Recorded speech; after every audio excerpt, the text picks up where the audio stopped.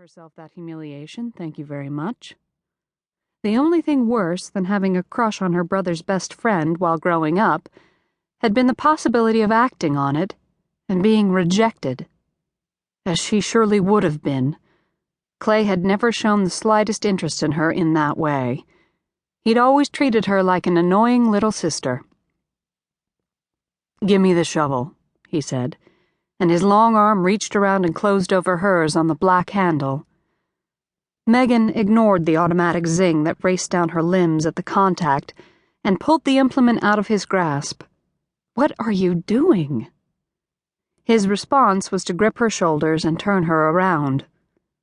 She looked up, a long way up because Clay was over 6 feet tall and she came in at a measly 5'5". She couldn't help the thrill that coursed through her at his nearness. Coursed through every part of her body save one. On the right side of her chest she felt nothing, because there was nothing there. This was so not how it was supposed to go. Clay Gregory and the cancer were in the past. She wished she could just forget about them both. But both had left their indelible mark, no matter how hard she tried to move past them. "What was Dawson thinking, letting you do this?" he demanded, the line between his brows now a deep crater above his nose. She pulled away and lifted her chin, not like it would make her any taller, but it made her feel better. "Dawson doesn't let me do anything. He's not the boss of me." Great. That made her sound, 10 years old? She glared at him as best she could. She hadn't come back to Larch Valley just so people could start bossing her around and treating her with kid gloves. "I've been mucking out stalls since I was a kid, Clay. If you want to see Dawson, he's up at the house. Let me get back to work." Her snappish words seemed to take him back a bit, as the line eased, but the concern still rested heavy in his eyes. "Are you sure you should be doing heavy labor, Meg? You shouldn't do too much, and what?" she finished for him. What did he think would happen? There were no more stitches to pop. She wasn't going to collapse at his feet. "Shoveling, you know what, is hardly heavy labor. I think I know what I can and can't handle," she replied. But she softened her tone a bit. There was no sense in arguing. "I'm fine, Clay.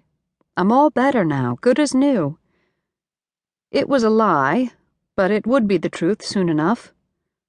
Granted, there were still lingering issues since her treatment. Twinges that happened at the oddest times. Fatigue. Then there was the issue of her scars.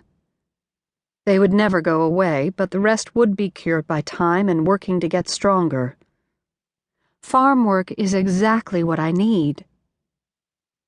Megan Briggs had been just about as low as she ever cared to get, but that was over now.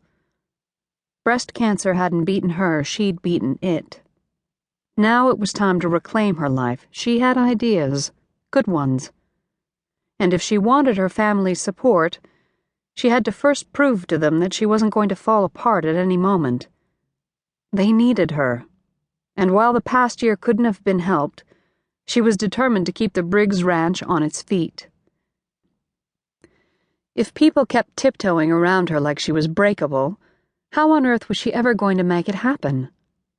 But she wasn't about to give up, and so she tightened her hands around the shovel, prepared to resume her work. Clay's response was to retrieve another shovel from beside the door. Megan looked up at him and wasn't sure if she was flattered or insulted at his obvious caring. She decided insulted. It was easier that way.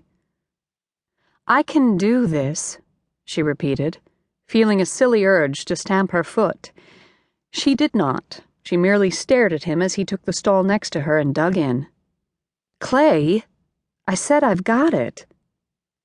"Shut up, Meg," he said mildly, igniting her temper even further. It would serve him right if she walked out and let him do them all, she thought. But that wouldn't help her cause one little bit. She needed everyone to see she was fine. Same old